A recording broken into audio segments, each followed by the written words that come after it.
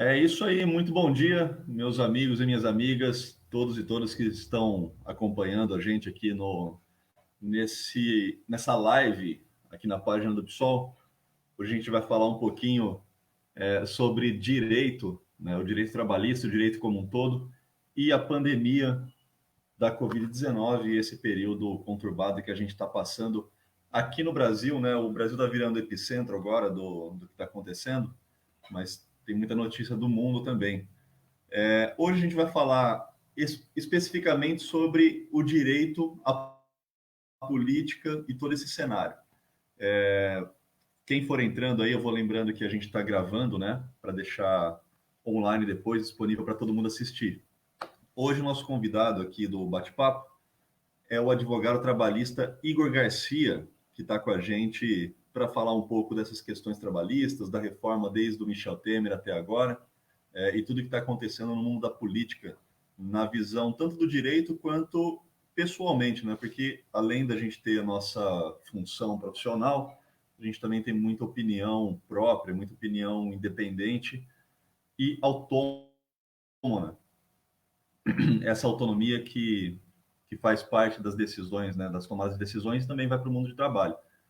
Vamos com o Igor, então, que está esperando a gente aqui. Aê, Igor, muito bom dia. Obrigado aí por ter feito, ter aceitado esse convite de participar aqui com a gente nessa live do PSOL. E pode ser compartilhado aí por todo mundo que estiver assistindo, pode ficar à vontade. E a gente vai compartilhar a gravação depois também. Igor, muito obrigado. Muito bom dia para você aí. Se você quiser se apresentar, fica à vontade. A gente tem pelo menos 40 minutinhos aí para falar de tudo que está acontecendo nesse Brasilzão. Bom dia, Marco. Bom dia, o pessoal que está acompanhando a live. Bom dia, todos os companheiros aí né? É uma honra estar poder falando com a comunidade, poder falando com o pessoal que sempre te acompanha. É um prazer imenso estar aqui, é um prazer imenso falar com um partido de grande importância que vem sendo o pessoal aí na luta pelo povo carente, né? Temos deputados assim que eu admiro muito, o Glauber, o Freixo, tem a Sâmia, o próprio Boulos, que é uma sumidade na questão de estudo referente à sociedade, referente a essa questão de representatividade de classe, que o pessoal tem muito grande. Então é um prazer imenso estar aqui contribuindo de alguma forma, né, nesse momento tão crítico que o país passa, né, tão delicado na questão política, né, essa pandemia aí que nos pegou de surpresa. Estamos aqui para ajudar, podemos falar dos direitos trabalhistas, podemos orientar o pessoal, as dúvidas são imensas, né, estamos aqui à disposição. Você tá me vendo aí?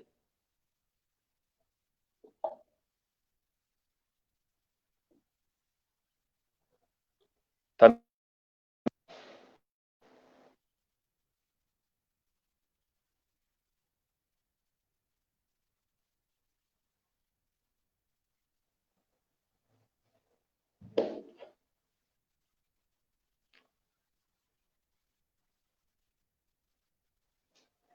Marco, eu estou à disposição aqui, eu não estou te vendo mais. Já estou me colocando aqui de volta.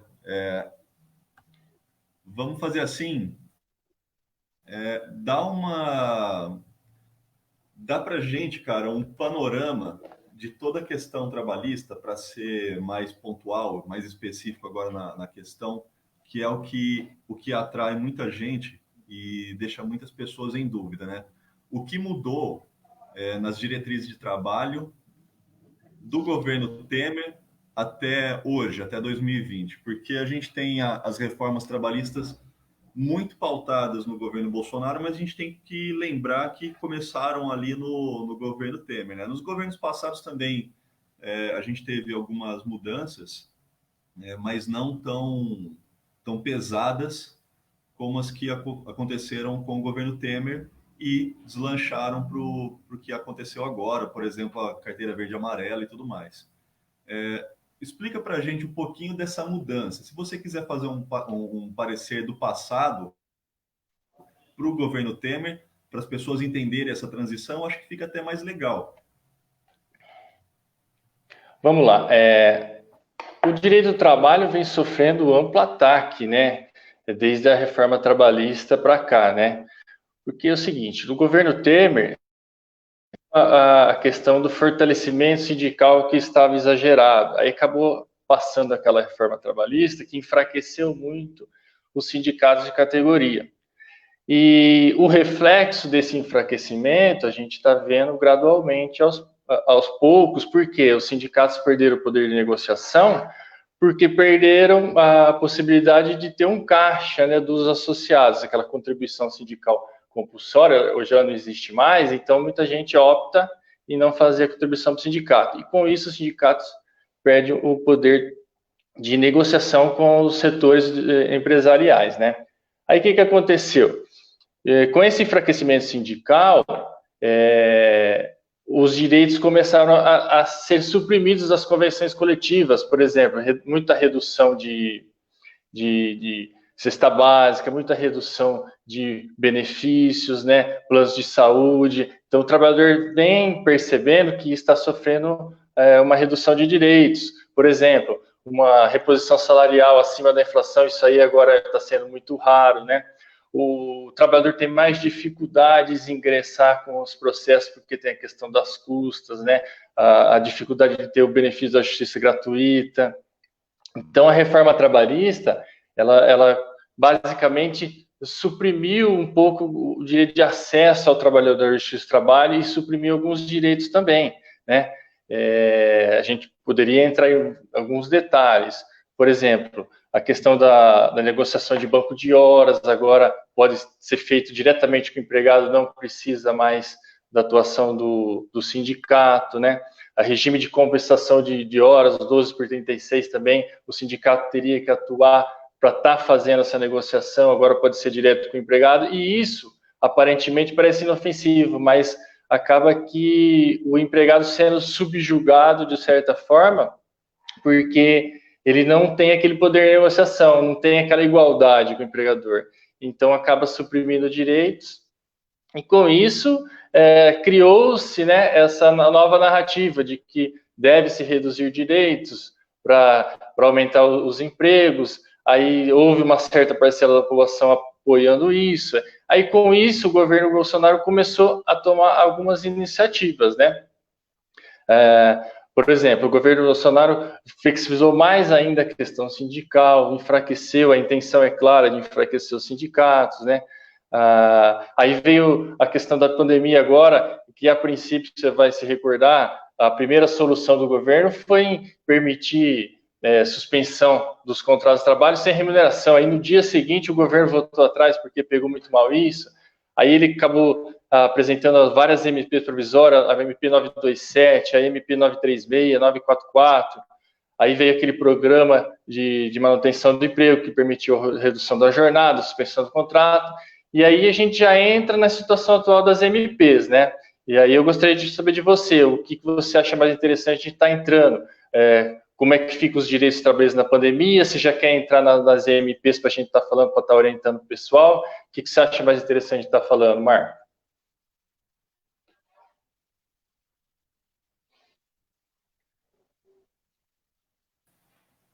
Ô, Igor, fica à vontade. Qualquer coisa que eu disser sobre isso, eu tenho certeza que você vai me corrigir muito bem, porque realmente a área tua. Eu conheço muito do que está acontecendo, mas especialista aqui é você, né, meu amigo? Não tem como a gente deixar de lado os dois assuntos. Por exemplo, quando a gente vê uma ideia de flexibilização dos contratos, flexibilização dos acertos de conta, é, do FGTS, né, de se soltar, de se liberar ou de se impedir o FGTS, a gente vê uma tomada de direitos conquistados há um século de todos os trabalhadores, né, do Brasil. E aí tem muita gente que defende isso, e a gente vê muitos trabalhadores defendendo essa questão por, por certa... Eu vou usar essa palavra, mas é assim, não é tão pesada nesse contexto, assim, por ignorância do saber o que está acontecendo, né? a falta do esclarecimento um pouco maior sobre seus próprios direitos trabalhistas, justamente porque já faz muito tempo que esses direitos foram conquistados. E a gente tem um exemplo do Dia do Trabalhador, né, que normalmente é comemorado, entre aspas, como Dia do Trabalho e não do Trabalhador. E esse Dia do Trabalho, ou do Trabalhador, que seria o correto, acaba não fazendo alusão nenhuma a nenhum contexto trabalhista, nenhuma conquista, acaba sendo só um feriado, ou só um dia ali para tirar com ponto facultativo, alguma coisa assim. Isso tira do operário, do trabalhador, a sua, a sua concepção ideológica do próprio mundo de trabalho, não uma concepção política puramente, né? Mas a sua concepção como trabalhador. E a gente não tem essa manutenção social do trabalho.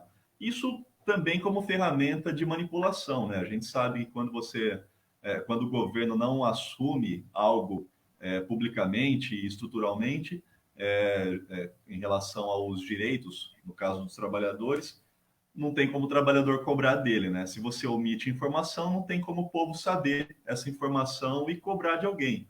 No caso dos patrões, obviamente, que vão cobrar posteriormente dos sindicatos ou do governo municipal, estadual e federal. Essa mudança, pelo que a gente vê, Igor, e aí você pode esclarecer muito bem para a gente, ela faz parte de um discurso do neoliberalismo que tenta se fixar no Brasil, que veio lá do governo mais fortemente, né, como o governo FHC, passou pelos governos do PT e tudo mais, né, porque a gente tem um erro histórico que é achar que a gente, sim, enquanto críticos, né, sabe disso, mas enquanto povo não sabe muito, que é pensar que os governos do PT, por exemplo, que ficaram bastante tempo, foram socialistas demais ou a besteira de se imaginar que foram comunistas, né? Enquanto a gente teve, na realidade, um perfil neoliberal muito grande, muito forte dentro dos governos do PT. Então, isso já vem do governo FHC bem mais concentrado e se diluiu nos governos petistas e fortaleceu ainda mais no governo Michel Temer, que foi curto, mas existiu, né? Uma das coisas que o Bolsonaro conseguiu fazer é fazer o povo esquecer da existência do Michel Temer, né? O pessoal lembra do Lula, quase não lembra da Dilma e não lembra nem um pouco do Temer. Mas essas políticas estão aí para mostrar que realmente muita coisa mudou no país. Infelizmente, para pior, né? Realmente tirando o direito dos trabalhadores. Como que você vê isso impactando diretamente, o Igor? Quando o funcionário, o operário ou funcionário de geral, ele compra e reproduz esse discurso do patrão de que se ele não negociar o salário, ele pode ficar sem o trabalho, é melhor ganhar menos do que ganhar zero, e defender o discurso do patrão que realmente está defendendo o lucro e não o trabalho, né? Porque a gente tem uma diferença muito grande em cima disso. Uma coisa é defender o lucro do capital e outra coisa é defender o mundo do trabalho, que é realmente um direito e um dever do próprio trabalhador. Olha, Marco, é muito triste, né? A gente vê como que é possível o metalúrgico assalariado, que faz parte de uma classe de empregados, né? O metalúrgico, porque é uma classe atuante até, né? O sindicato, e como você vê o metalúrgico assalariado apoiando muito mal na prática, né? Não faz muito sentido, né?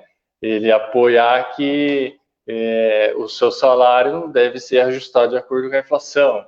Ele apoiar o enfraquecimento do sindicato que vai trazer benefícios. Então, ele tem trabalhador que apoia isso, que sindicato não deveria existir.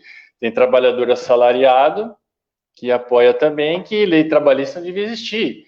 Tem trabalhador assalariado, metalúrgico, que fala que as horas extras devia ser livre, não deveria haver uma limitação. Então, isso é muito triste, muito por conta não só desse trabalhador, muito por conta da situação política que o país vem se passando. Aí é um problema histórico também, na verdade.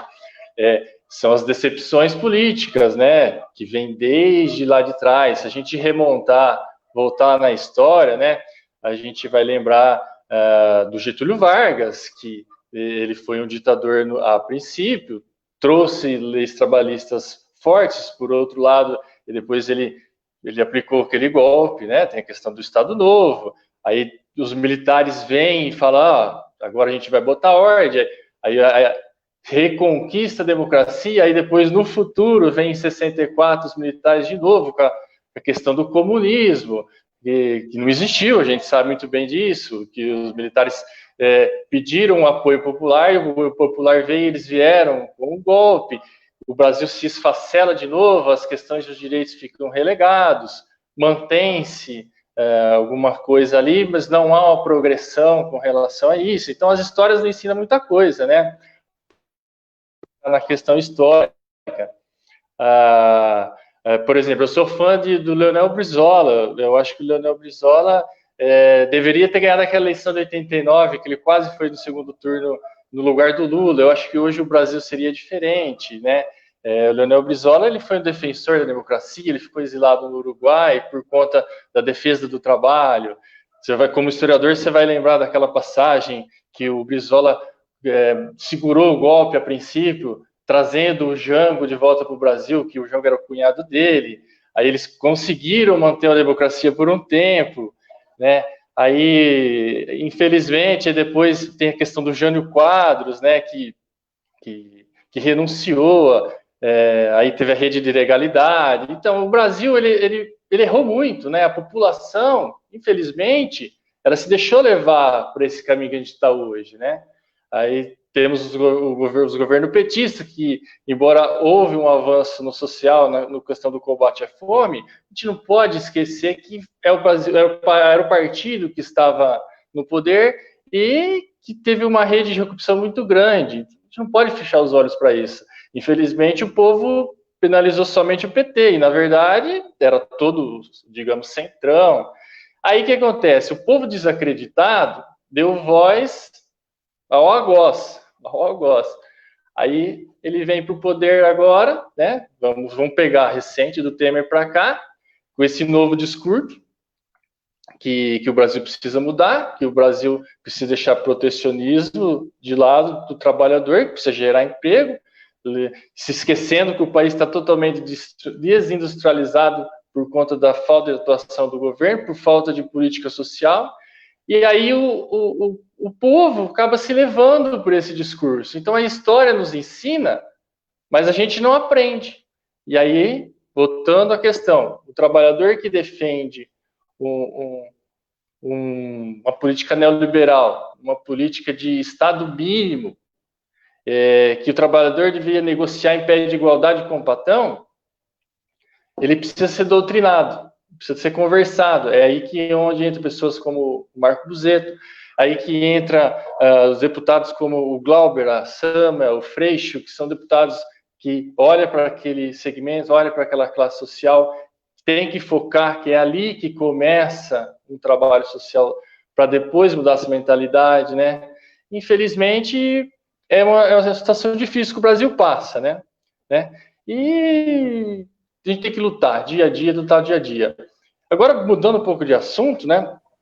O que o pessoal tem muita dúvida aqui com relação à pandemia, o que fica de direito, o que está valendo, o que não está, então está a verdadeira bagunça, às vezes, de interpretação, certo? Por exemplo, Igor, o trabalho... Vamos lá.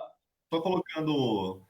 Eu acho que isso tem a ver com a sua fala. Agora, já vamos colocar essa pergunta do professor também, Fábio Martins, que está acompanhando a gente, sobre a carteira verde-amarela, que eu comecei a falar lá no início, e a gente diluiu ela, né? Mas eu acho que tem muito a ver com esse período da pandemia também, que fortalece ainda mais, né, essa quebra dos direitos. Essa carteira verde-amarela não irá promover a rotatividade, com o custo adicional de reduzir direitos e ter efeitos negativos para a saúde e a segurança dos trabalhadores? Olha, só para dar uma introdução, a carteira verde e amarela, ela foi destinada aos trabalhadores assim mais jovens, né? Foi uma MP da carteira verde e amarela. Aí o empregador tem uns benefícios ali. Houve redução de pagamento do FGTS, né? A questão até salarial também. Muito embora ainda ela não foi aplicada a carteira verde e amarela, porque ela entraria em vigência agora no começo do ano, né? E aí os empregadores poderiam utilizar desse regime de contratação para, entre aspas, promover o emprego dos mais jovens. Eu escrevi um artigo sobre essa carteira verde e amarela e, assim como a reforma trabalhista, ela não teria efeito nenhum sobre a economia. Por quê? Não sei se vocês se recordam, tributou o seguro-desemprego. Quem recebe seguro-desemprego agora tem que pagar INSS. A pessoa vai receber o FGTS reduzido, né? As férias, elas eram pagas mensalmente, eram umas coisas que não tinha muito sentido ali. E não gerou emprego nenhum. Desses 2 meses que ela entrou em vigor, a carteira de trabalho não gerou emprego, assim como a reforma trabalhista, foi um desastre, né? Aí, a segurança dos trabalhadores. A segurança dos trabalhadores vem sendo relegada faz tempo, né? Desde que o Bolsonaro entrou, as medidas do Ministério do Trabalho e Emprego de fiscalização praticamente são inócuas, né? E não vejo nenhuma perspectiva da carteira de trabalho verde e amarela permanecer, tanto que o Congresso já sinalizou que provavelmente ela vai ser modificada. Não teve, ainda mais nessa atual situação, como é que você reduz direito mais ainda nessa atual situação, né? Então, eu vejo como o professor ali falou, a segurança não é só questão de precariedade de trabalho, é a segurança da questão do trabalhador que vai trabalhar em condições precárias também. Porque o trabalhador, ele vai entrar num contrato de trabalho já precário. E já se fez esse estudo, que o que isenta de encargos sociais para o empregador, por outro lado, o ganho do empregado não vai fortalecer a economia. Então, na minha humilde opinião, a carteira de trabalho verde e amarela, ela acaba sendo até inconstitucional, porque promoveu uma redução salarial, promoveu algo que confronta a Constituição, que não cabe a gente entrar em detalhe técnico aqui. Mas, enfim, até hoje a carteira de trabalho verde e amarela não teve surtir efeito nenhum. Sim, bem lembrado, Igor. E essa inconstitucionalidade, ela tira pelo menos 80 anos aí quase de lutas trabalhistas no Brasil, né? Que a gente tem ali desde o início do governo Vargas e tudo mais, que inclusive tem historicamente, é muito contraditório, né? Um governo como o do Getúlio, que passou pela democracia, passou pela ditadura também com o Estado Novo, ter criado tantos, entre aspas, no período, né, se respeitando todas as proporções históricas, ter criado tantos benefícios para a liberdade da população, principalmente o FGTS, né, que foi uma conquista, as leis trabalhistas que foram atualizadas e ampliadas, que a gente segue até hoje, que tiveram alterações aí na última Constituição nossa, né, de 1988, e agora sofrem uma brutal queda, né, com esses 2 últimos governos aí do Temer e do Bolsonaro. Isso é importante salientar, Igor, para quem está assistindo a gente agora e quem vai ver essa gravação depois, que isso não é uma questão meramente partidária, né, ideológica para uma bandeira ou outra. Isso é uma leitura histórica que a gente está fazendo aqui. Existem essas questões que estão sendo pautadas sobre o trabalho, sobre a sociedade, que a gente não está comparando só com o que aconteceu, a gente está comparando com o mundo atual, né, com o próprio Brasil. Então, quando a gente fala que o governo atual ele está minando o trabalhador, ele está tirando os direitos, ele está sendo inconstitucional nas tomadas de decisões, a gente não está comparando com o governo Lula, com o governo FHC, o Collor, ninguém. A gente está comparando com o momento atual. Como você bem lembrou, chega a ser inconstitucional fazer o que está se fazendo no Brasil hoje. Um exemplo disso também, Igor, e eu acho que você pode falar bastante também. A gente estava até conversando em off sobre esse momento histórico, né? essas manifestações que estão ocorrendo, a gente vê, a gente teve assim 2 meses seguidos de manifestações de domingo a domingo, ou melhor, todo domingo, pró-governo, pró-Bolsonaro, e na medida em que elas foram tomando espaço, ganhando força, mesmo com pouca gente, né? Porque não é, eles fazem aquele efeito espelho, né? Parece que tem milhares de pessoas e aí você vai ver tem 30, né? Tem 40, tem 100. Mesmo com essa pouca gente, eles ganham uma força um pouco maior, porque a oposição não está nas ruas, ou melhor, não estava até domingo passado. Então, quando você tem ocupação só de um lado, obviamente, esse lado tende a ganhar força ideológica. Foi o que aconteceu, por exemplo, durante a eleição com as fake news, que quando você é bombardeado de tantas propagandas, sejam elas verdadeiras ou falsas, você acaba, se não tiver uma mente um pouco mais crítica, né, um pouco mais analítica, acaba comprando a verdade que estão te vendendo. Esses movimentos que ocorreram pró-Bolsonaro e ainda ocorrem, eles têm um viés, e isso é fato, a gente observa isso e tem muitas leituras sobre isso, eles têm um viés ultranacionalista muito forte, que é uma característica do fascismo, né? Não só, mas é uma delas. E dentro dessas manifestações a gente vê bandeiras de partidos de ultradireita racistas e xenofóbicos, como o da Pravi na Ucrânia, né? Que, inclusive, quem lidera esse movimento da Ucrânia aqui é um cara que é um paramilitar que treina brasileiros na Ucrânia. Então, é um rolo tão grande assim de violência da ultradireita que chega a ser dá vontade de chorar às vezes, né? Não por pena, mas de raiva, né? Você olha como isso pode estar acontecendo num Brasil com uma população que é esmagadoramente afrodescendente, negra, e tendo movimentos incipientes do racismo aqui.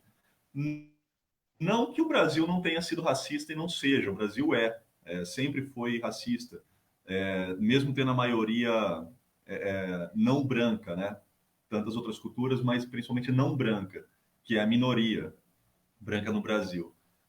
E a gente vê esses movimentos ganhando força.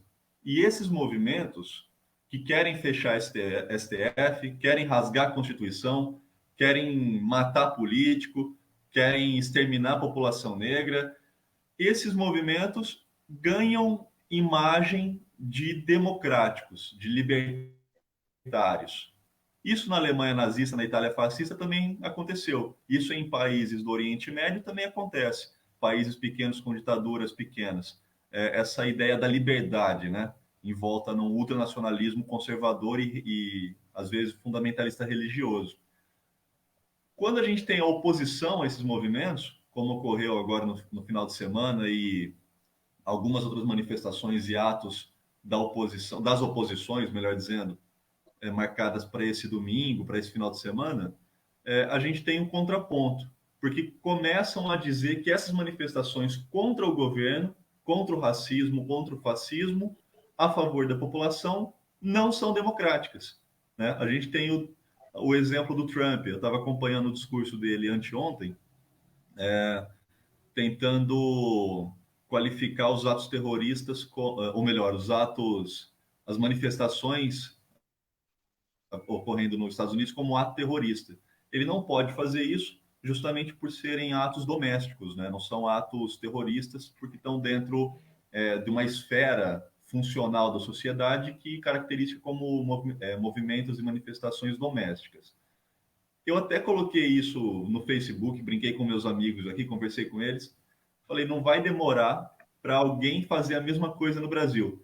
E ontem mesmo, né, um dia depois, um deputado do PSL tentando aprovar um projeto de lei para transformar esses movimentos aqui no Brasil em atos terroristas também. Né? É uma das coisas mais bizarras que a gente pode ter. Por que de um lado, quando a oposição vai para cima, ela é caracterizada como terrorista ou como violenta, só que de outro lado, a gente tem gente tentando rasgar a Constituição, tirar os direitos do povo, manipular a sociedade para exercer uma função de predomínio da elite, né? E esse dualismo, né? Ou melhor, essa dualidade política, como você vê isso na visão tanto do direito quanto pessoal, Igor? Porque é difícil lidar, né? A gente estuda tanto para ter, eu digo a gente, não você e eu, todo mundo que está assistindo, a gente, enquanto povo, né? A gente estuda tanto para ter uma concepção ideológica do que está acontecendo, seja da direita ou da esquerda, né? E aí vem a propaganda e fala, ó, isso que está acontecendo é X, isso é violência, isso é comunismo, tem que ser combatido. E não explica nada para ninguém, né? Como que a gente consegue conversar com essas pessoas que realmente não querem ouvir? Isso é difícil de acontecer no momento atual, né? Realmente elas não querem ouvir. As pessoas preferem dar valor para um meme, uma fake news muitas vezes.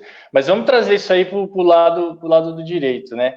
Chega a ser bizarro, né? Inclusive, acho que até o presidente, lideranças da situação aí, trazer o artigo 142 da Constituição como justificativo de uma intervenção militar. E qualquer professor de direito constitucional vai dizer que o artigo 142 da Constituição fala exatamente o contrário do que eles estão tentando dizer. Né? As Forças Armadas, ela não tem esse poder de intervenção, pelo contrário, ela ajuda os poderes constituídos a manter a ordem constitucional. Em nenhum momento ela está subordinada ao presidente para fins de moderar um conflito entre judiciário e legislativo, né? Eles dão essa interpretação, porque o artigo 142 da Constituição ele deve ser interpretado junto com outros artigos da Constituição, principalmente as cláusulas pétreas, que são a separação de poderes, né? A harmonia, os princípios constitucionais. Então é bizarro o que eles estão fazendo, essa interpretação. Mas para mim isso está muito claro, né? Posso estar exagerando, né? Mas eu creio que não, porque o presidente já deu sinais de que ele estaria propenso se tivesse esse apoio. Ele está buscando apoio. Na minha opinião, essas manifestações é para trazer apoio para o lado dele. Quanto mais apoio ele tiver da população, ele vai se sentir seguro e não sei, talvez ele tenha algum apoio dentro da ala militar, não sei. Se ele achar que ele tem esse apoio, que ele pode ter esse apoio, ora, ele vai ter um ambiente propício, uma eventual ruptura da ordem constitucional, né, ruptura da democracia. Como você bem sabe, foi isso que aconteceu em 64.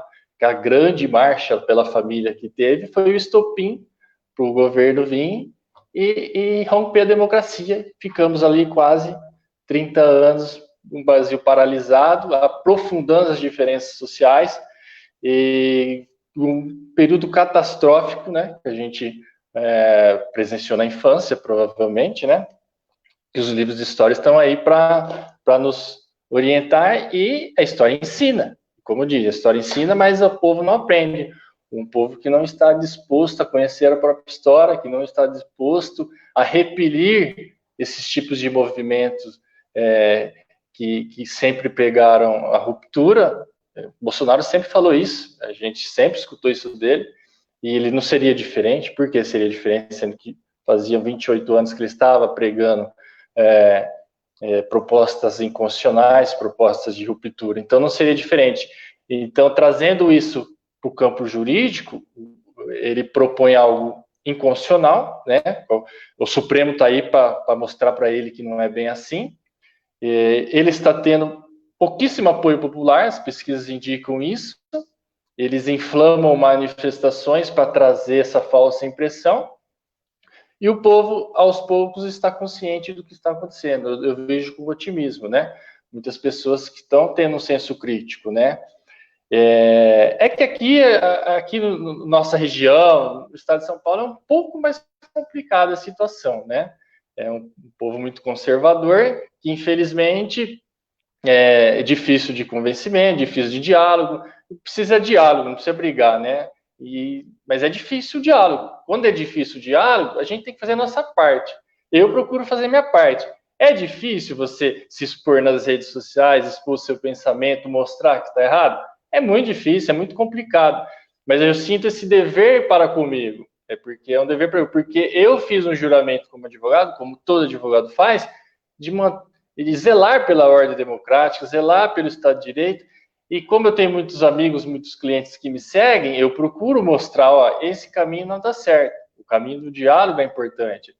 Eu vejo pessoas boas de direita e pessoas boas na esquerda que poderiam estar contribuindo para um diálogo, para um consenso. É isso a democracia, mas o que esse pessoal das ruas aos domingos estão propondo é algo totalmente constitucional, é algo bizarro, e tem poucos adeptos, mas traz essa falsa impressão, e é muito perigoso. Por exemplo, né, vamos trazer um pouco para o campo do direito aqui. Quando saiu as MPs da pandemia, tinha um artigo da MP que dizia que o empregado que adquiriu o Covid, ele teria que provar que ele pegou o Covid durante o trabalho para ter a estabilidade no emprego. Aí, questão de um mês, o Supremo já repeliu esse artigo falando que é inconstitucional. Como é que você inverte o ônus da prova para o empregado, né? Aí restabeleceu. Se o empregado pegar o Covid trabalhando, presume-se que foi durante o labor. Isso, se ele afastar pelo INSS, ele tem estabilidade no emprego, porque não deixa de ser uma doença adquirida no trabalho, uma doença ocupacional. Então, e tanto que a gente vê que praticamente todas as ações do governo estão sendo discutidas pelo o Supremo. Isso nunca aconteceu na história do Brasil antes, todas as medidas serem contestadas no Supremo. Por exemplo, a gente vê a questão da MP, do Programa Emergencial de Manutenção do Emprego. Primeiro, como eu disse, o governo falou, ó, pode dispensar os empregados, pode suspender sem pagamento. Voltou no dia seguinte porque pegou mal. Aí veio a questão da redução e da suspensão do contrato de trabalho. Ó, então a empresa pode suspender o contrato de trabalho, que nós, governos, vamos pagar o salário, como aconteceu em vários países. Mas aqui, né, eles deram aquele jeitinho, né? De, ó, não vamos dar, mas vamos dar pouco, né? O empregado vai receber, mas de acordo com o seguro-desemprego. Então, teve muito empregado que teve 15% do salário reduzido. Ele foi perceber isso na hora que veio o pagamento pelo governo. Aí ele percebeu, pô, mas eu caí no engodo aqui, né? O governo não está me pagando meu salário. Tá na MP, né? O que aconteceu também na suspensão do contrato de trabalho. A pessoa não recebe o valor que ele teria direito, recebe o valor de acordo com o seguro-desemprego, né? Então a gente vê que o governo o que faz para o trabalhador é com pressão.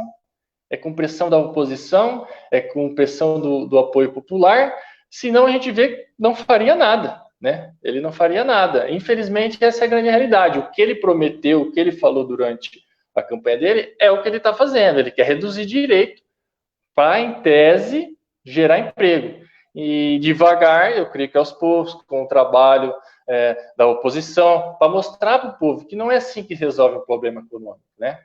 A economia tem que ser fomentada, né? Tem que ser incentivar o consumo, não reduzir o direito do trabalhador, que no Brasil ganha tão pouco, não é verdade, Marco? Igor, isso que você falou é muito importante, porque cria, parte daquela confusão, né, do que as pessoas não percebem.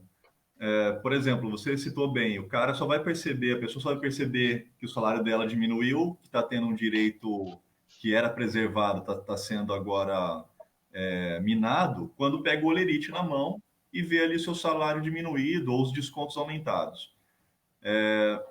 Porque tem essa situação também, né? O trabalhador ganha um aumento e esse aumento não supera o desconto, porque o desconto é maior do que o próprio aumento, porque gera um desconto superfaturado também.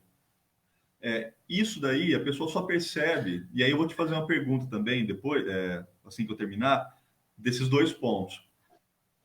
Isso só é percebido quando a pessoa recebe o salário. Se a questão é de quem está pagando, né, porque a empresa diminuiu o salário e quem teria que compensar essa diminuição seria o governo.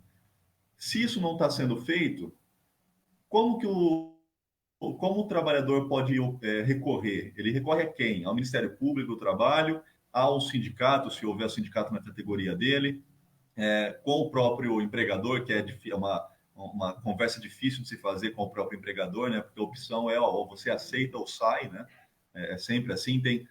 Quem nunca ouviu aquela fala de, ó, se você não quiser, tem uma fila de gente aí esperando para ter trabalho. Isso acaba sendo até uma opressão, né? Que não é entendida pelo trabalhador. A quem ele pode recorrer, Igor, nessa questão? Aí uma outra análise do que você falou. A gente tem agora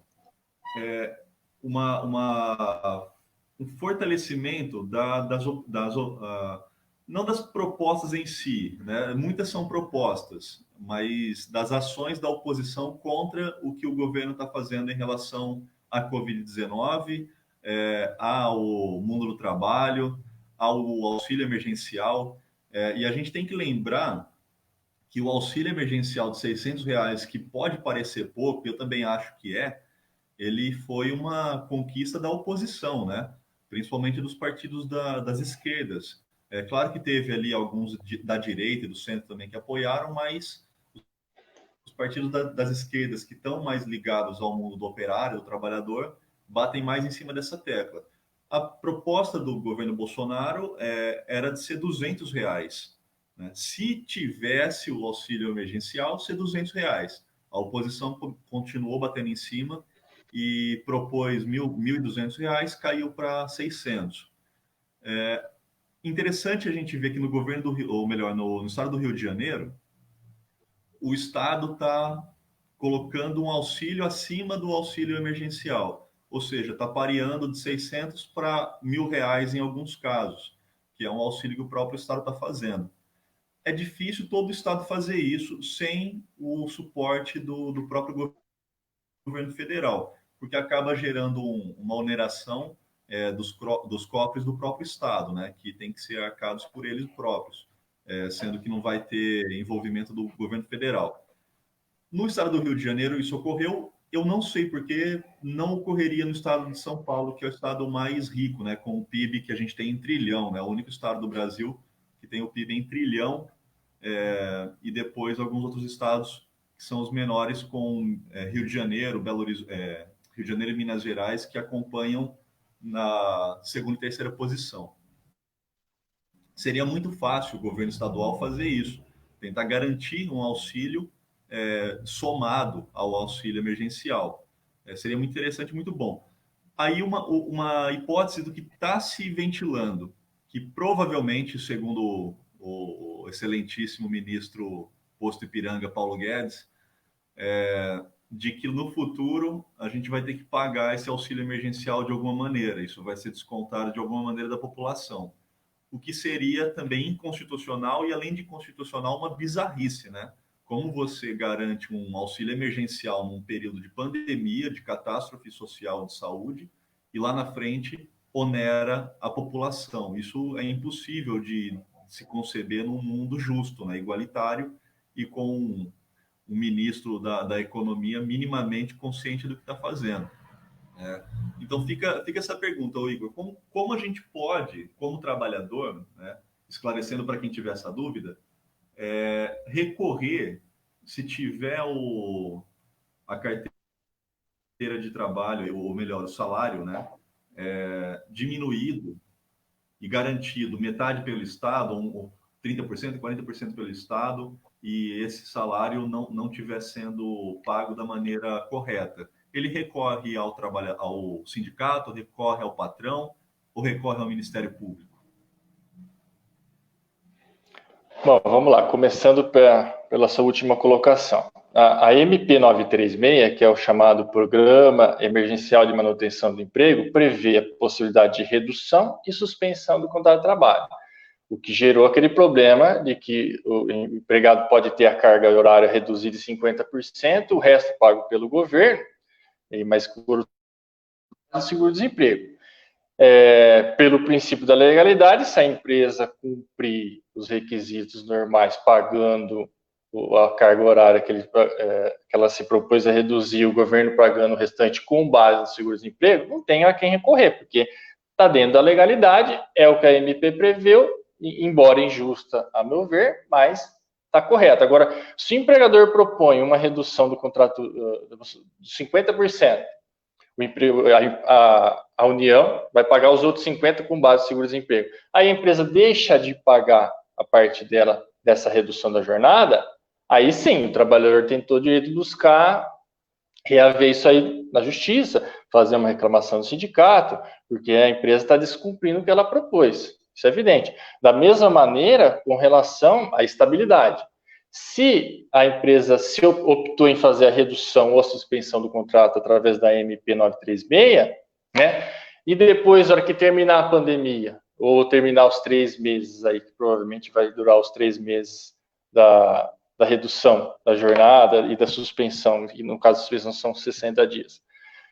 E o empregador não respeitar o período de estabilidade, que seria o mesmo período que ela suspendeu ou reduziu, o que vai acontecer? Se o empregador demitir, o empregado tem direito de pedir indenização com relação a isso, que a própria lei prevê. Não, ele tem direito à estabilidade pelo mesmo período da suspensão, porque o programa visou realmente manter os empregos. Não adianta nada a empresa se valer desse período e depois demitir o empregado.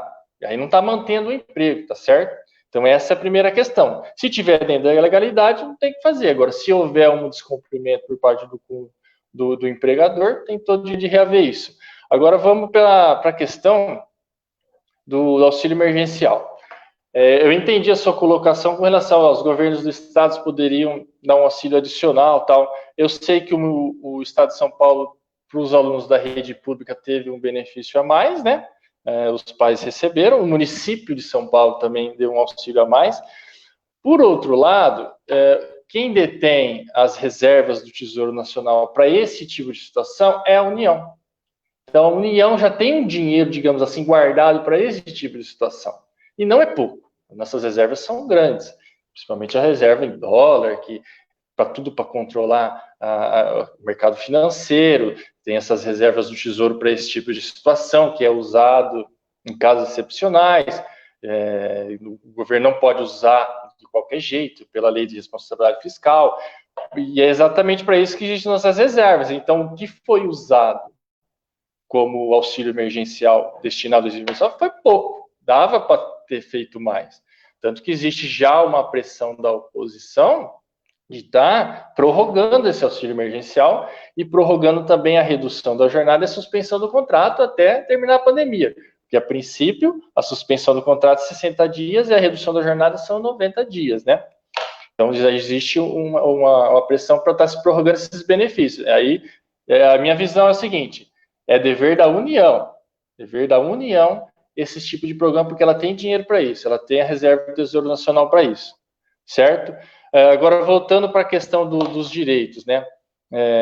Por exemplo, empregador não pode, falta justificada em razão do afastamento do Covid, descontar do salário, já tem lei para isso, já tem lei para isso. O empregado adquiriu o Covid hoje, digamos hoje, o empregado chega para, estou com Covid. Então vou te mandar embora.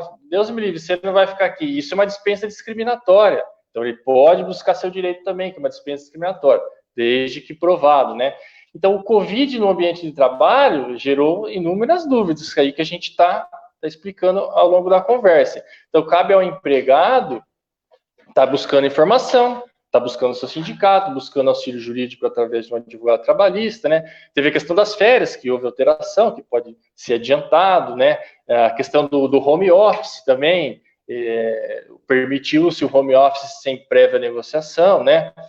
Enfim, são vários fatores que a gente explicou alguns aqui, mas o Covid dentro do ambiente de trabalho é uma realidade. Isso aí a gente vai se estender por um bom tempo. O empregador que descumprir algumas diretrizes e o empregado que se sentir lesado, nada impede de estar buscando seus direitos, né? Sim, legal, Igor. É importante o trabalhador ter essa consciência, né? De nada adianta ele entender que está sendo lesado e não saber onde buscar esse auxílio, né? Esse suporte legal. Os sindicatos realmente têm alguns, né? A gente vê muitos sindicatos hoje na mão de patrões do mercado financeiro, ou melhor, do capital de trabalho, mas que faltam, às vezes, com essas instruções, né? É bom a gente ter profissionais como você, da área trabalhista, que podem auxiliar. Uma das perguntas, por exemplo, aqui da Mari Gui Biasotto, eu acho que você pode ajudar também, Igor, gestante pode ter o contrato suspenso? Se sim, por quanto tempo? Sim, como qualquer outro empregado. Vamos lá, quanto tempo? O que a lei fala, a MP 936, que é o Programa de Manutenção do Emprego? Fala o seguinte, ó, o contrato pode ser suspenso por 30 dias, prorrogável por mais 30. Quando? Até quando durar o estado de calamidade pública, até quando durar a pandemia. Não há problema nenhum. Por outro lado, tem que analisar se essa gestante, além dessas possibilidades de suspensão, se ela está no grupo de risco. De repente, é uma gestante que tem pressão alta, etc., né, que a gente sabe que está no grupo de risco. Aí, as suas faltas são justificadas, no caso. Talvez, pode ser caso até de afastamento pelo INSS, né? Daí tem que analisar o médico dela, se afastamento for superior a 15 dias, entra pelo INSS, nem precisa suspender o contrato de trabalho pelo programa emergencial, mas a resposta é sim. Período, suspensão, 30 mais 30. Pelo INSS, até quando você ficar no grupo de risco, até quando seu médico decidir, até quando o INSS determinar seu retorno ao trabalho. Mas a regra do suspensão, vamos repetir, é 30, prorrogável mais 30. O governo vai prorrogar isso? Não sei, por enquanto ainda não. Tá, é uma dúvida recorrente, né, o Igor? A gente tem, por exemplo, alguns países, eles compreendem nesse período da pandemia que a gestante, por si, ela já está no grupo de risco, né? Independente de ter as suas condições ali, diabetes, hipertensão e tudo mais. Por ser gestante, ela já ocorre em grupo de risco justamente pelas transformações biológicas que estão ocorrendo, porque a sua garantia de saúde, vamos dizer assim, né, nesse ambiente de pandemia não está realmente garantida, né? Agradeço, Mari, obrigado pela pergunta aí.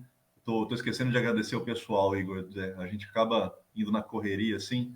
Obrigado a Mari, obrigado, professor Fábio. Tem outra aqui, o Igor, do Fernando de Mello. Vamos colocar na tela? Pessoal, com o contrato suspenso, a empresa não paga IRRF nem o INSS. Só recebemos pelo governo e nada pela empresa? Como a gente vê isso, Igor? Pergunta do Fernando de Mello. Obrigado, Fernando. Isso mesmo, Fernando. Isso é uma das grandes críticas feitas ao programa, né? A suspensão do contrato, a única coisa que é dever do empregador continuar pagando são os benefícios, como cesta básica, se tiver, né? Como plano de saúde. Então, se o empregado quiser manter a contribuição do INSS em dia durante a suspensão, ele tem que ir lá e pagar do próprio bolso, né? Imposto de renda também. Também não tem que pagar, não. Então, isso é bom, né? Imposto de renda não é bom pagar, né? O governo vai te bancar esses 60 dias, 30 mais 30, não vai fazer a tua contribuição do INSS também, não. Certo? Legal. Isso é por um lado positivo, né? Não ter que arcar com esse gasto a mais, porque diminuição do salário implicaria, teoricamente, na diminuição do desconto também, né? E às vezes a gente vê o contrário.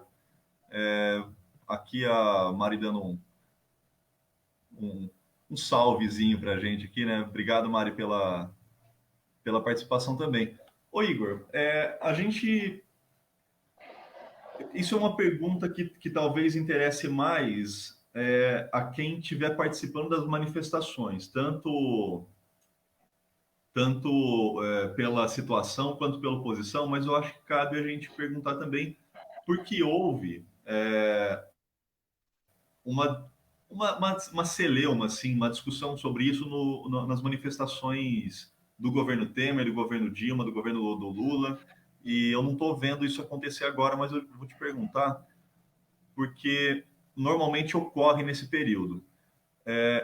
Quem participa das manifestações, e nesse caso atual, existe uma eu vou usar essa palavra, né, porque ela resume o momento. Existe uma perseguição à oposição do governo, né? Mas isso serve para a situação também. Quem estiver fazendo manifestações a favor do governo, normalmente são aos domingos, normalmente são em dias que não são de trabalho. Mas isso implica também no universo profissional da pessoa. Existem situações de que o trabalhador é perseguido no ambiente de trabalho ou pelo próprio patrão se ele participa de manifestações. E eu estou deixando muito bem claro, assim, tanto pró-governo como contra o governo, independente disso, porque nem todo é, é, nem todo patrão é bolsonarista, nem todo funcionário é contra o governo Bolsonaro, né? A gente tem uma diversidade muito grande nisso. Se isso ocorre, o Igor, como a gente pode fazer essa leitura do mercado de trabalho, do universo do trabalhador mesmo? Ele está sendo perseguido no ambiente de trabalho ou pelo patrão por ter participado de manifestações, sejam elas, como eu já disse, pró ou contra governo. Isso gera algum problema legal? Isso ou fica só num ambiente moral ali, de comportamento, é, de interpessoalidade, né? Ele pode gerar algum problema legal no ambiente de trabalho ou não? Na minha opinião, sem dúvida, né? Se o empregador chegar a esse ponto, né? Isso configura assédio moral, sem dúvida. Uma dispensa eventualmente discriminatória. Isso aí não tem cabimento, né? Fora do ambiente de trabalho, eu acho que a pessoa é livre para manifestar o pensamento, sua vontade, se reunir com quem ela quiser, não prejudicando em nada o ambiente de trabalho, não sendo feito nada dentro do ambiente de trabalho. Isso aí configura assédio moral passível de indenização também, né? Um dia nós chegamos nesse ponto, né? E aí sim eu acho que seria o fim da linha do trabalhador, né? Certo? Então é isso, minha opinião configura assédio moral. Tomara que não chegue a esse ponto, né? Não oficialmente, a gente sabe que nas entrelinhas aqui ocorre muito, né? Perseguições no ambiente de trabalho existem, não só ideologicamente, mas tanto no assédio moral, assédio sexual e perseguições que acabam ocorrendo. O assédio, por exemplo, assédio sexual em ambiente de trabalho tem aumentado muito nos últimos anos, só que também o combate a isso e algumas empresas que estão desenvolvendo políticas contra o assédio sexual no ambiente de trabalho também aumenta. Então a gente tem uma elevação tanto dos casos quanto do combate aos casos das, perdão, tanto do aumento dos casos quanto da luta para o não ocorrimento mais dos casos, né? As leis próprias do ambiente de trabalho e também do governo em si. Infelizmente, esse governo não está lidando muito bem com isso, mas existem políticas do governo dos governos estaduais, principalmente, para diminuir esse tipo de ação, né? E a perseguição, assim, por outros motivos também ocorre. Deixa eu só colocar uma pergunta do João Francisco, que entrou agora. Vamos colocar na tela. João Francisco Aguiar, o João, que é professor lá de Serrana, de Ribeirão Preto também, ele participa com a gente de algumas lives e está perguntando: concordo que é assédio, mas como comprovar que a demissão teve essa motivação? Eu acho que o João, ele lançou essa pergunta no meio da fala sobre as manifestações, ô Igor, eu acho que é mais dentro desse sentido. Teria como comprovar, como que a gente comprova no ambiente de trabalho essa perseguição do ambiente externo? Tudo que a pessoa faz, o trabalhador faz no seu tempo livre, como a gente consegue comprovar se está ou como está ocorrendo essa perseguição no ambiente, do ambiente de trabalho, perdão? Olha, a comprovação do assédio moral, o assédio sexual, ou qualquer tipo de punição ao trabalhador que extrapole o limite do razoável, né? Ela é provada por qualquer meio de prova, né? Vamos dar um exemplo mais consentâneo, né? Que uma mensagem do WhatsApp é uma prova, é aceito como prova. Uma gravação do empregador para você, se você gravar, é aceito como prova, né? Pode ser através de testemunhas, através de e-mail. Então, é esse tipo de prova. E já vou ressaltando, né? É uma prova muito difícil de ser feita, né? Que normalmente é uma ameaça velada, normalmente deixa entre linhas, né? Então é difícil o trabalhador fazer essa prova. A gente se depara com isso todo dia aqui no escritório, que a prática do assédio moral ela é intensa em algumas empresas aí. Por outro lado, essa prova é muito difícil, então às vezes a gente deixa de pleitear uma indenização porque não há prova. Então, o advogado é o primeiro juiz da causa, então ele analisa ali se a pessoa tem condição de estar pedindo aquilo ou não. Então, muitas vezes a gente vê a pessoa sofrendo, muitas vezes chorando com a situação. Por outro lado, se tem alguma prova? Não, não tem nenhuma prova. Então, não dá para entrar, porque o empregador não vai chegar lá na Justiça do Trabalho e vai falar, é verdade isso, entendeu? Sim. Além do mais, ô João, agradeço a pergunta, brigadão. Podem mandar mais se quiser. A gente está cravando 1 hora aqui, a gente falou de fazer 40 minutos, mas é um assunto que realmente dá muito pano para manga, né? As pessoas querem participar, querem saber. Só para considerar isso que você falou, Igor, do assédio no ambiente de trabalho, realmente é difícil, porque às vezes não é uma ação, às vezes não, isso é uma prática, né? Não é uma ação pontual, né? A pessoa não chega lá numa segunda-feira e sofre um assédio pontual e depois isso está muito óbvio, e pode ser levado para juizado. Normalmente as pessoas sofrem assédio num período muito longo, né? Durante meses de trabalho sendo assediadas de maneira muito velada. E é exatamente isso que acaba ocorrendo para fazer com que esse tipo de assédio seja tradicionalizado, né? Ele acaba sendo uma prática corriqueira e as pessoas não entendem mais isso como assédio, o que é uma tristeza, né? Ainda bem que tem profissionais como você, o Igor, que podem tirar essa dúvida com a gente. Igor, a gente está batendo essa 1 hora, eu vou infelizmente mesmo, pedir para a gente começar a encerrar, para não ficar muito cansativo para quem está assistindo e para disponibilizar depois para as pessoas. E também para não ficar tomando tanto teu tempo aí no escritório. Ó, vamos encerrar em 10 minutos, pode ser? E assim eu deixo você com as suas considerações para falar o que você quiser aqui. Não tem patrocínio, não tem nada. Você pode falar o que quiser, ninguém vai derrubar a gente. Não vai sofrer nenhuma penalidade.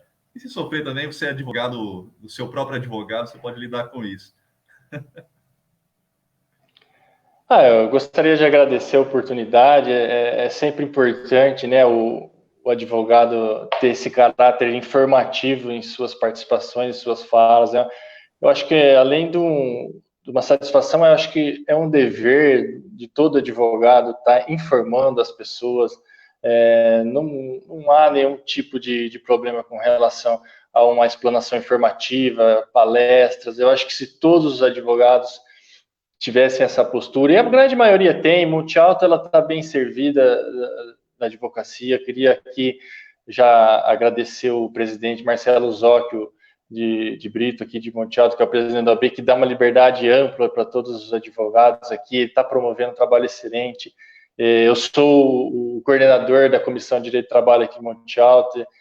A gente estava planejando fazer muita coisa para agora em março, tinha uma palestra muito legal, bacana, a gente já teve algum trabalho, já teve a questão da rádio, quando tinha aquelas entrevistas, a gente estava participando. Eu queria agradecer imensamente ao OAB local e na pessoa do Marcelo Zóquio, né, que, inclusive, uma sugestão para você estar conversando com ele também, que é uma pessoa muito bacana. E a Advocacia Paulista está muito unida, nos tempos para cá, com o presidente do Caio, que é o presidente da nossa da seção São Paulo. Ele tem dado uma postura bem consentânea, ele tem se oposto bastante a essas atitudes inconstitucionais que está partindo do governo federal.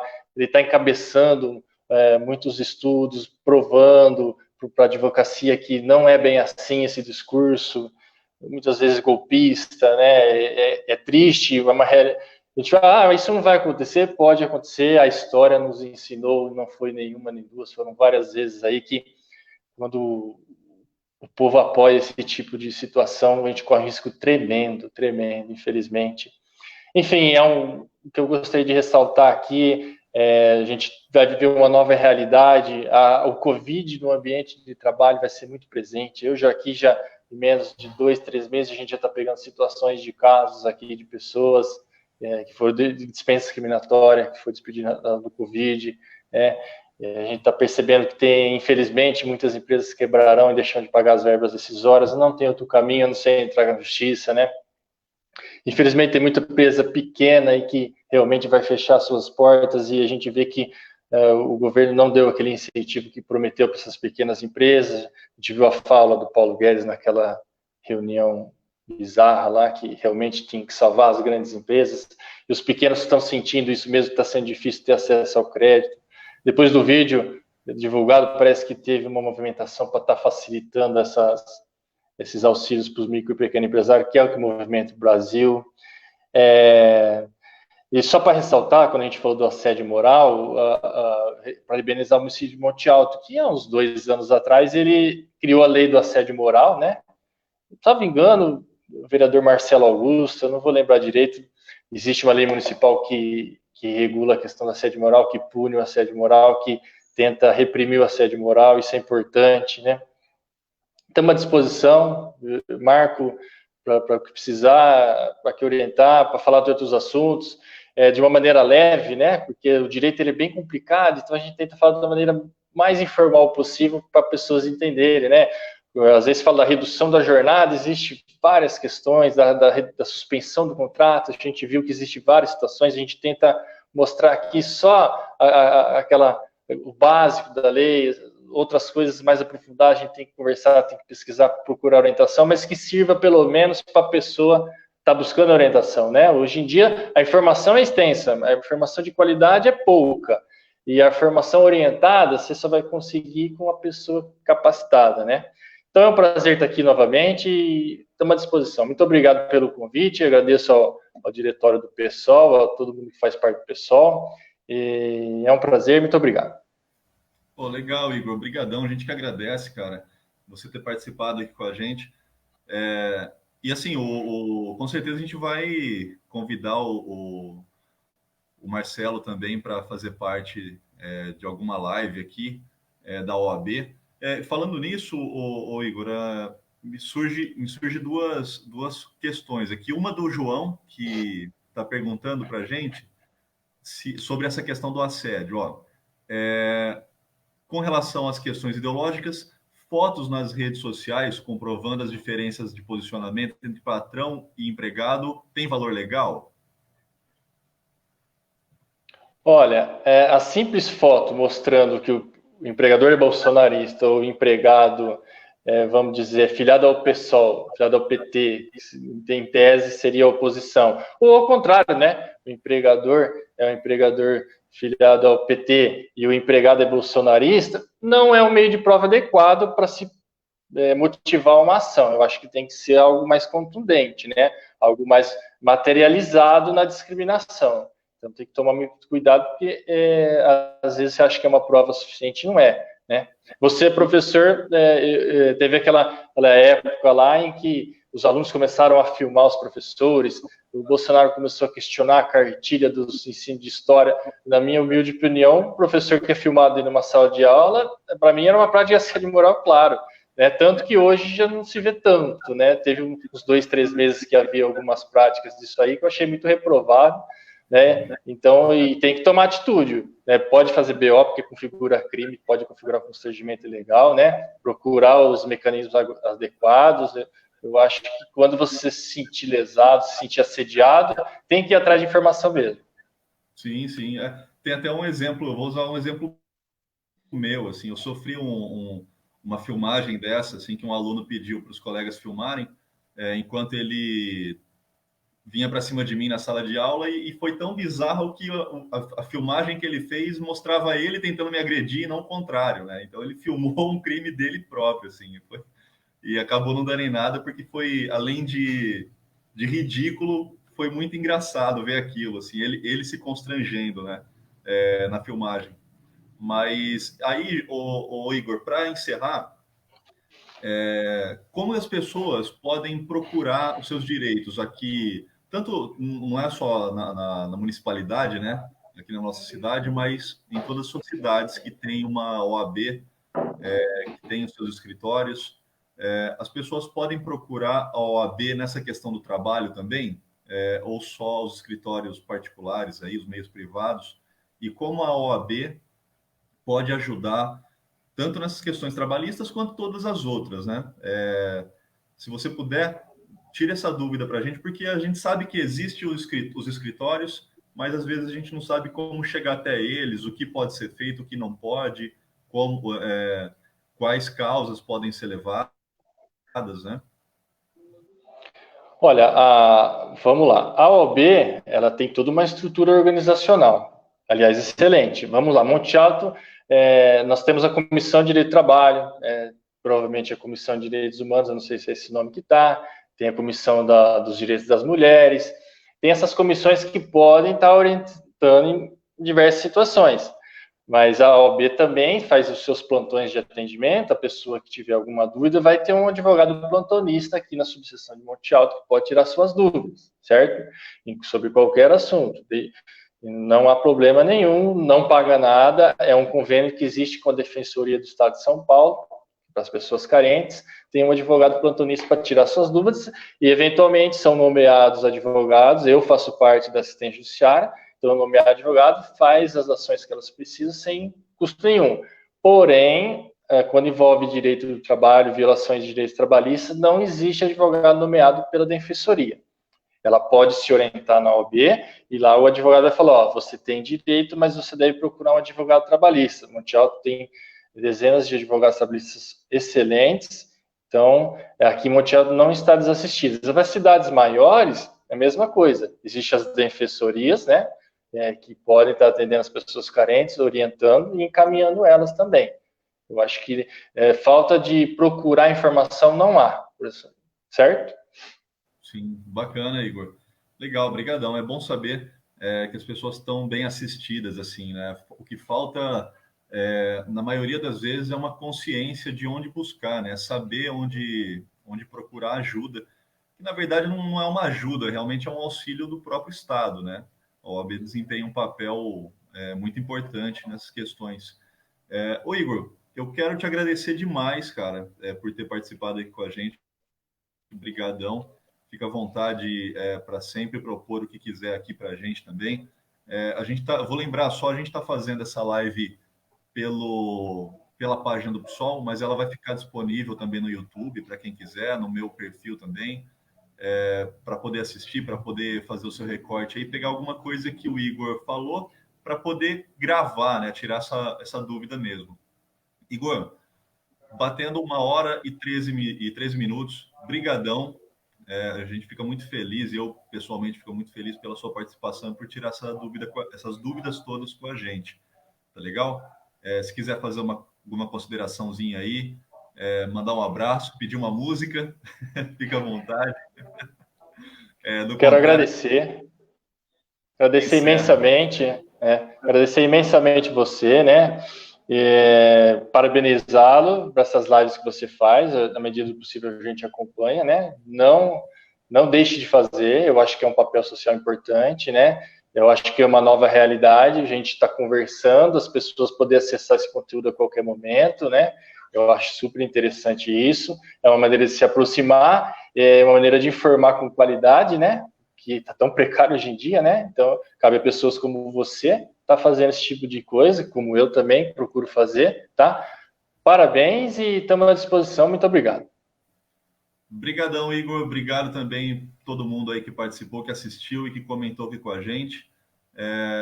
Fiquem bem aí nessa quinta-feira e usem máscara, usem álcool em gel, por favor. Vamos tentar diminuir a contaminação e a transmissão aí desse Covid-19 que está pegando o mundo desprevenido.